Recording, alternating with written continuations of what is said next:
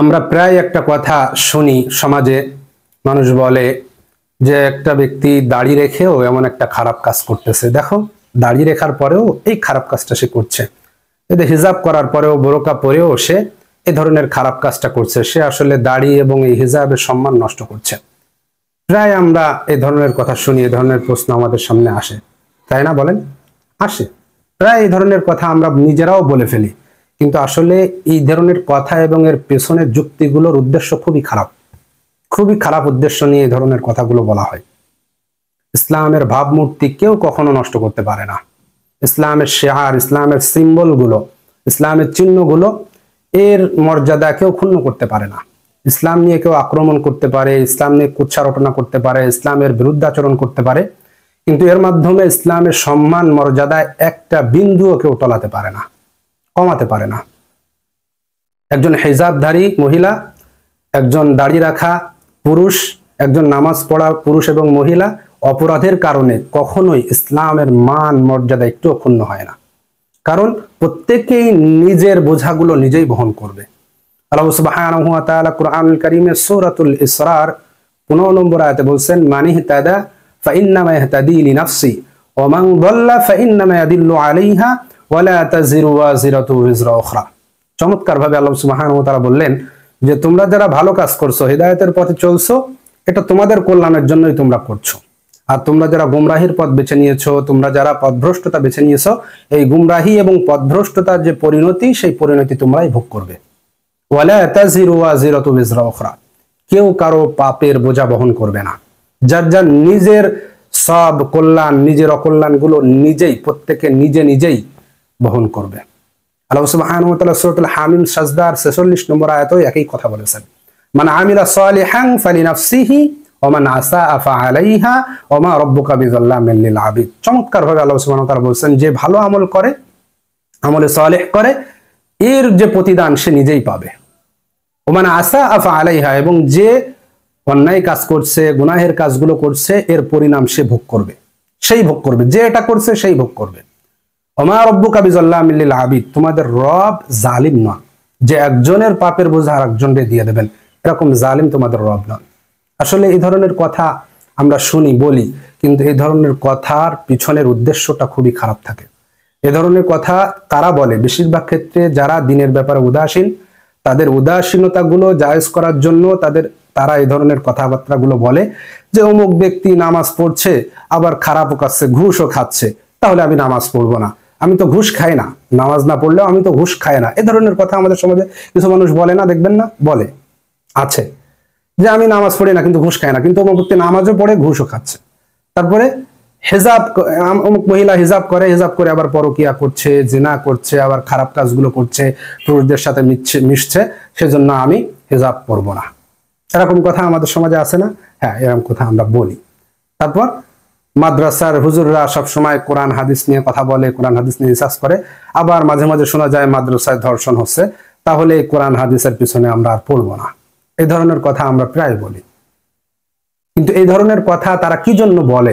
ইসলামের ব্যাপারে তাদের চিন্তা উদ্বেগের জায়গা থেকে বলে না, উদ্বেগের জায়গা থেকে তারা বলে না। তারা মূলত নিজেদের খেয়াল খুশিকে জায়েজ করার জন্য এবং আল্লাহ সুবহানাহু ওয়া তাআলার দেয়া সীমা লঙ্ঘনটাকে জায়েজ করার জন্য এটা তারা বলে যে দেখো, আমি নামাজ পড়ছি না, আমি হিজাব করছি না, আমি কোরআন হাদিস বুঝি না, কিন্তু আমি এইগুলো করি না, এইটা তারা বোঝাতে চায়।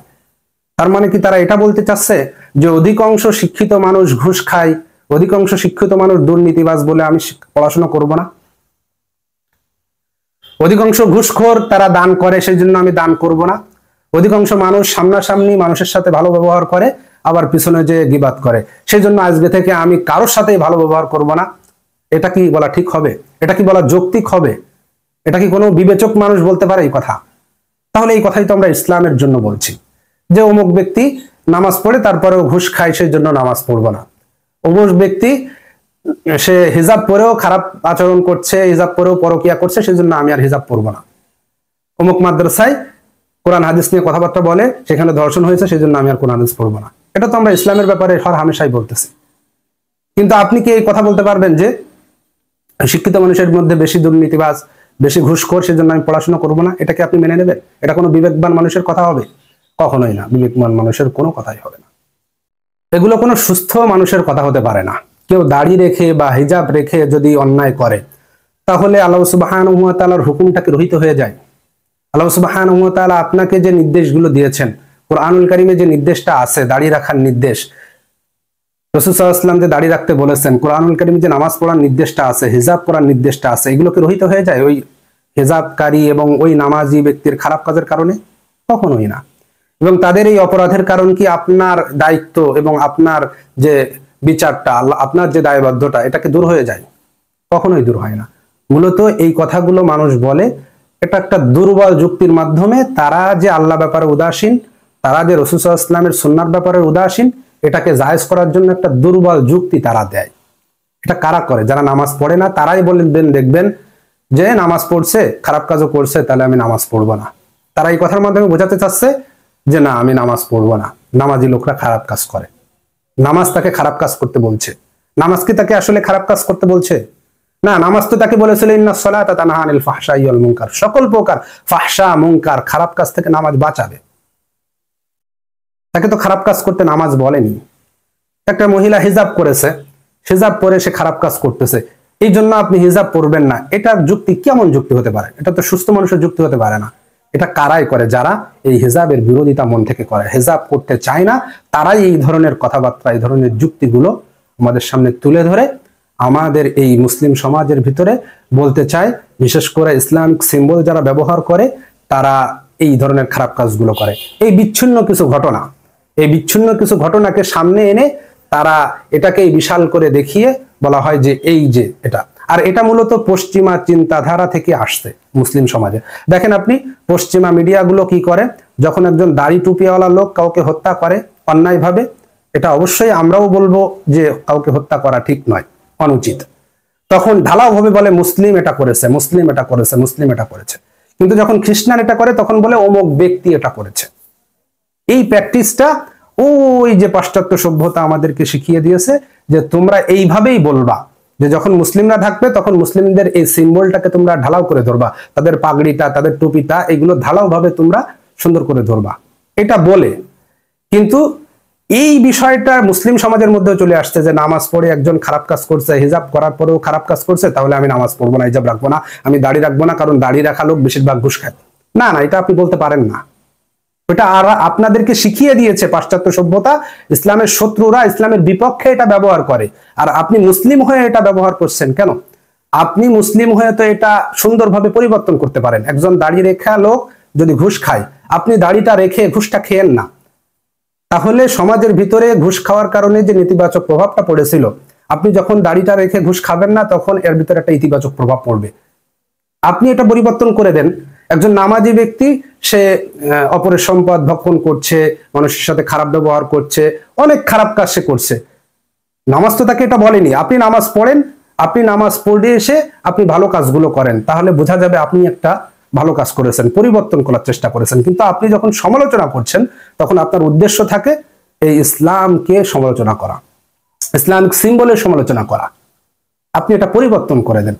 আল্লাহ সুবহানাহু ওয়া তাআলা কুরআনুল কারীমের সূরাতুল মাঈদার 105 নম্বর আয়াতে এটাই বলেছেন, ইয়া আইয়ুহাল্লাযীনা আমানু আলাইকুম আনফুসাকুম লা ইয়াদুররুকুম মান দাল্লা ইযা ইহতাদাইতুম। হে ঈমানদারগণ, আলাইকুম আনফুসাকুম, তোমাদের উপরে তোমাদের দায়িত্ব। লা ইয়াদুররুকুম মান দাল্লা ইযা ইহতাদাইতুম, তোমরা যদি সঠিক পথে চলো, তোমরা যদি হিদায়াতের পথে চলো, তাহলে দলালা গুমরাহিরা তোমাদের কোনো ক্ষতি করতে পারবে না।